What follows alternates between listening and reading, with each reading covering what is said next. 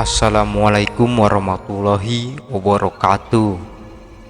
Kisah ini melanjutkan tentang kisah seorang pemburu dan lukisan di gubuk tua itu.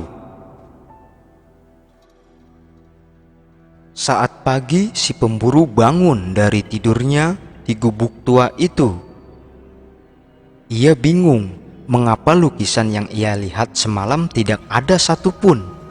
Padahal jelas-jelas nyata bahwa lukisan itu memang ada di setiap dinding gubuk itu. Dengan hati bertanya, apakah aku sedang bermimpi? Karena rasa penasaran yang begitu kuatnya, ia melihat sebuah kamar di gubuk tua itu. Dan sesekali kaki si pemburu sangat penasaran untuk menuju ke ruangan itu. Dan akhirnya ia masuk ke dalam kamar itu. Ia melihat ada satu lukisan. Lukisan tersebut berwajah seorang anak kecil perempuan. Pemburu itu bertanya, mengapa lukisan ini terlihat sangat sedih? Tapi satu sisi si pemburu berkata, mungkin anak di lukisan ini adalah anak dari seorang pelukis yang mahir. Terlihat dari lukisan ini yang begitu hidup. Dan mungkin orang yang melukis ini sangat menyayangi anak di lukisan ini. Terlihat dari suatu kata yang berada pada lukisan di bawahnya, yang bertulis harta yang paling berharga. Karena takjubnya dengan lukisan ini, si pemburu berniat membawa pulang lukisan ini. Karena menurutnya, lukisan ini sangat bagus dan hidup. Dan pada akhirnya, si pemburu memasukkan lukisan itu ke dalam ransel miliknya. Namun, saat di perjalanan pulang, ia melihat sosok orang yang berlari sangat cepat, berambut panjang. Namun, karena menanggapi hal itu dengan hati yang santai, ia melanjutkan perjalanannya untuk segera pulang. Sesaat sampai di rumahnya, si pemburu disambut oleh istri dan anaknya yang masih kecil. Namun pada saat itu ada yang janggal. Anak si pemburu yang masih kecil berkata, "Ayah, itu siapa yang bersama ayah?" Si pemburu bingung, "Aku tidak dengan siapa-siapa." Namun istri si pemburu menyuruh suami dan anaknya untuk masuk ke rumah. Dan si pemburu pun memperlihatkan lukisan yang ia bawa dari gubuk tua itu. Saat diperlihatkan ke istri dan anaknya, namun lagi-lagi si anak pemburu itu berucap kembali, "Ayah, itu siapa yang berada dekat pintu rumah aku?" Si pemburu makin bingung, mengapa anak aku jadi berkata-kata aneh seperti ini. Jelas-jelas depan pintu tidak ada apa-apa.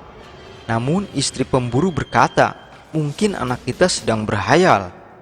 Dan pada malam hari anak si pemburu demam. Ia mengigot terus. Dalam tidurnya, anak si pemburu itu berkata, "Kamu jangan menangis terus, kan ada aku di sini." Karena melihat anaknya demam, ia memutuskan untuk mengompres anaknya dengan air. Namun saat ingin mengompres anaknya, lukisan yang ia pajang di dinding rumahnya tiba-tiba terjatuh ke lantai. Dengan kaget, istri dari si pemburu itu merapikannya kembali. Dan ia melihat lukisan itu dengan mata tajam. Dan dengan hati yang bingung, istri pemburu berucap dalam hatinya, mengapa lukisan ini seolah sangat sedih?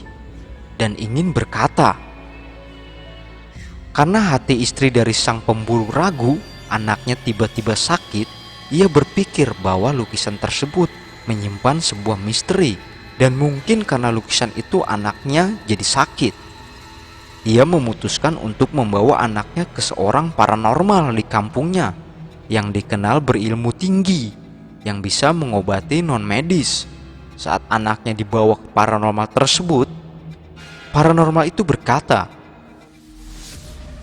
"Ya, anakmu demam karena ada sosok makhluk gaib yang berupa anak kecil yang memeluk anak kamu." Sontak istri pemburu itu kaget. "Mengapa bisa begitu?" ucap si istri pemburu. Dengan tersenyum, paranormal itu berkata, "Ya, anak kecil yang memeluk anak kamu itu sekarang sedang berbicara kepada saya dan berkata, pada waktu dulu, ibu, ayah, dan keluarganya dibantai habis oleh penjajah Belanda.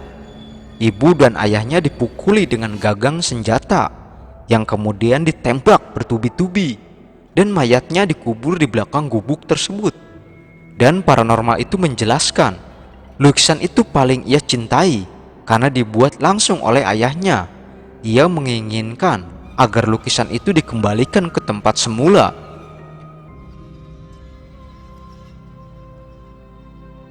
Paranormal itu mencoba untuk mendatangkan si pemburu ke tempatnya.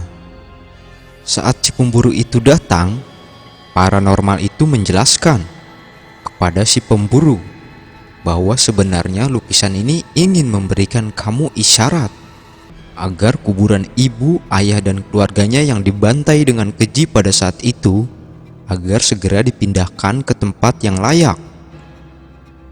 Masalah lukisan itu kamu pulangkan saja ke tempat semula, karena sebagian benda yang kuno-kuno masih ada juga yang menyimpan misteri, ucap paranormal itu. Dengan senang hati si pemburu mengiyakan ucapan paranormal itu dan berniat segera membongkar kuburan yang berada di gubuk tua itu. Keesokan harinya, pemburu dan sejumlah kerabatnya melakukan penggalian untuk memastikan benar tidaknya apa yang diucapkan paranormal itu, yang sebelumnya diucapkan oleh anak kecil yang berada di lukisan itu tersebut. Benar saja, saat digali terdapat tulang belulang di sekitar belakang gubuk tua itu. Kepala tengkorak ditemukan di sini. Si pemburu dan kerabatnya melakukan penguburan kembali di tempat yang layak, dan si pemburu pun memasang lukisan kesemula di dinding gubuk tua itu. Dan konon cerita, saat proses penguburan ulang atas terbantainya keluarga yang ada di lukisan itu, lukisan anak perempuan yang awalnya berwajah sedih itu konon pada waktu itu berubah menjadi tersenyum saat si pemburu masang ke dinding gubuk tua itu. Dan si pemburu mencari tahu tentang siapa keluarga yang dibantai habis pada waktu itu oleh penjajah Belanda.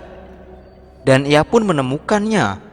Ceritanya sudah turun-menurun bahwa dulu anak yang dilukis itu adalah anak kesayangan dari seorang pelukis. Karena sejak itu si pelukis itu sangat mencintai anaknya, maka ia tuliskan kata harta paling berharga.